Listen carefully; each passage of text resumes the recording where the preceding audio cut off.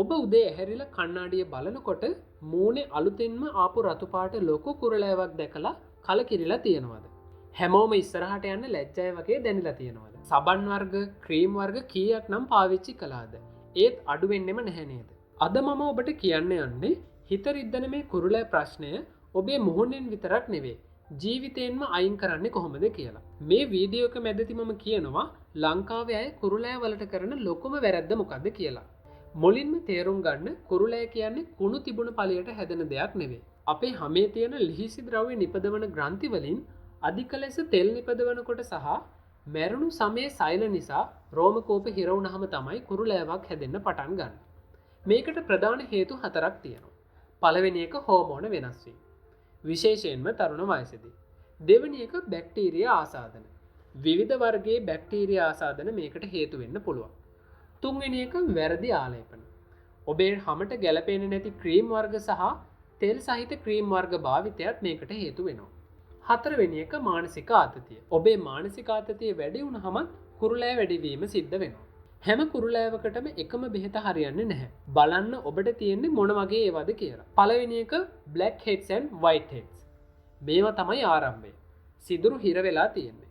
දෙවෙනි එක papules and pustules. රතු වෙලා සැරව පිරලා තියෙන ඒවා. මේවා තමයි රිදෙන්නේ. තුන්වෙනි එක cystic acne. හැමේ ගොඩක් ඇතුළතින් හැදෙන ලොකු ගොඩක් රිදෙන කුරුලෑ. මේවට අනිවාර්යයෙන්ම ඩර්මටොලොජිස්ට් කෙනෙක් හම්බෙලා ප්‍රතිකාර ලබා ගන්නම ඕන.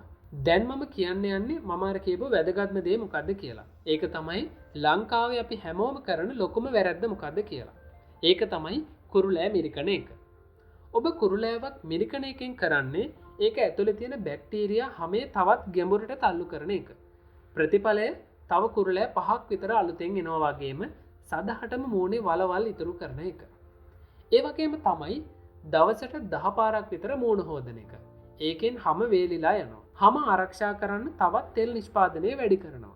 ඒ නිසා දවසට දෙපාරකට වඩා මූණ හොදන්න යන්න එපා. දැන් අපි බලමු මේවට කරන්න පුළුවන් විසඳුම් මොනවද කියලා.